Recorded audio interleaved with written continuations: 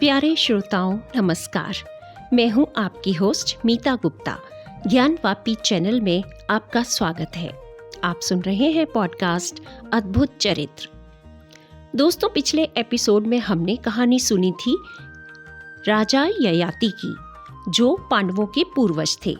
महाराज ययाति के बाद उनके छोटे पुत्र पुरु ने काफी समय तक राज किया। समय बीतने के साथ राजा पुरु के वंशज हस्तिनापुर राज्य पर शासन करते रहे। उन्हीं के एक वंशज थे राजा शांतनु, जो हस्तिनापुर के राजा थे। भीष्म की जीवन गाथा राजा शांतनु से ही आरंभ होती है। भीष्म के चरित्र की ये कहानी महाभारत की विभिन्न पुस्तकों और पत्रिकाओं पर आधारित है। महाभारत ग्रंथ के महानायक भीष्म, जिनका नाम देवव्रत था, बहुत ही आदर्शवादी थे। वे एक आदर्श पितृभक्त, हमेशा सत्य बोलने वाले, सभी शास्त्रों के महान ज्ञाता, अस्त्र शस्त्रों में पारंगत और धर्म के ज्ञाता थे। ये सभी गुण भीष्म में बचपन से ही झलकते थे। महाभारत कथा के अनुसार हस्तिनापुर के राजा शांतनु बहुत ही पराक्रमी, दयालु और न्यायप्रिय थे। एक दिन राजा शांतनु जंगल में शिकार खेलने गए।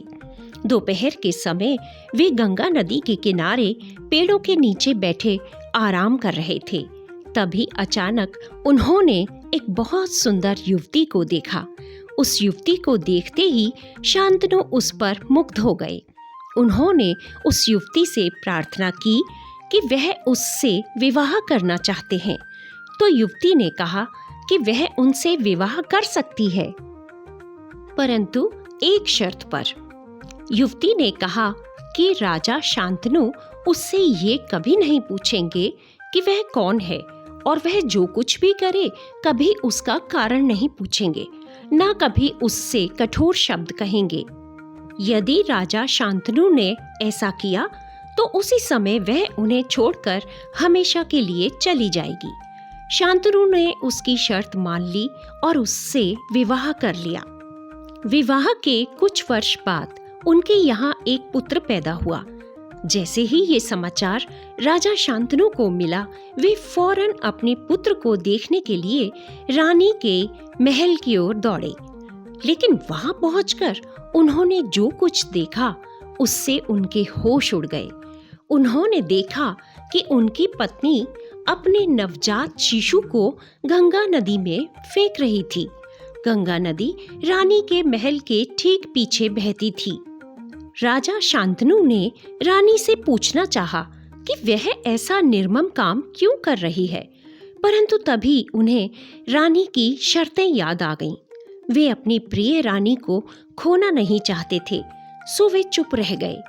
इसी तरह उनके एक के बाद एक 7 पुत्र हुए, परंतु जब भी राजा अपने पुत्र को देखने जाते, रानी उन पुत्रों को गंगा में डाल देती थी। राजा शांतनु इस बात से बहुत दुखी थे, लेकिन रानी से प्रश्न पूछकर वे अपनी प्रिय रानी से अलग नहीं होना चाहते थे, इसलिए हर बार मन मसोस कर रह जाते थे। कुछ समय बाद फिर से राजा शांतनु को जब 8वां पुत्र होने का समाचार मिला तो उनके सब्र का बांध टूट गया। जैसे ही रानी 8वें पुत्र को उठाकर गंगा नदी में फेंकने वाली थी, तभी राजा शांतनु ने कठोरता से क्रोध में कहा कि तू कौन है और अपनी ही संतान की हत्या क्यों कर रही है। परंतु रानी अपने चेहरे पर मुस्कान लिए खड़ी रही।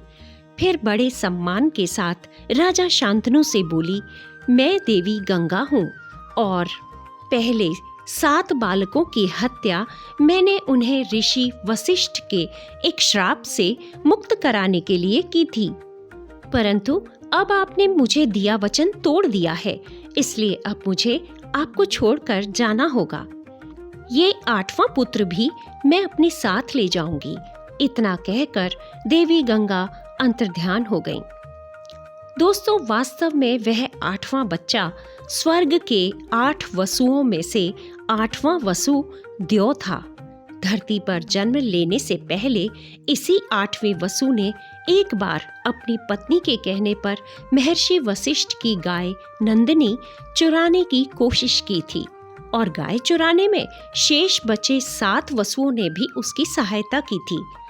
इसलिए महर्षि वशिष्ठ ने क्रोध में आकर उन 8 वसुओं को श्राप दिया कि उन्हें पृथ्वी अर्थात मृत्युलोक में जन्म लेना पड़ेगा। यह सुनकर 8 वसुओं ने उनसे क्षमा मांगी तो महर्षि वशिष्ठ ने शांत होकर कहा कि जिस 8वें वसु ने मेरी गाय चुराने का निर्णय किया था, केवल वही पृथ्वी पर मनुष्य बनकर पूरा जीवन बिताएगा और बाकी वसु जन्म लेते ही मर जाएंगे और वापस स्वर्ग लौट आएंगे। इसलिए उन वसुओं ने देवी गंगा से प्रार्थना की कि वे उन्हें जन्म देकर नदी में बहा दें ताकि वे श्राप मुक्त हो जाएं। परंतु 8वां वसु श्राप से मुक्त नहीं हो पाया और पूरा जीवन इस पृथ्वी पर ही बिताया। तो दोस्तों, इस तरह 8वां वसु ही भीष्म थे। भीष्म ने मानव जीवन की सारी परेशानियां, त्याग आदि झेली। ये थी भीष्म के जन्म की कहानी। अब अगले एपिसोड में हम सुनेंगे कि भीष्म को भीष्म नाम कैसे मिला। जी हाँ, भीष्म का असली नाम देवव्रत था। दोस्तों, अगर आपको ये कंटेंट पसंद आ रहा हो तो प्लीज़ इस पॉडकास्ट को सब्सक्राइब, लाइक और शेयर ज़रूर कीजिएगा। मिलते हैं अगले एपिसोड में। तब तक के लिए नमस्कार और पॉडकास्ट सुनने के लिए धन्यवाद।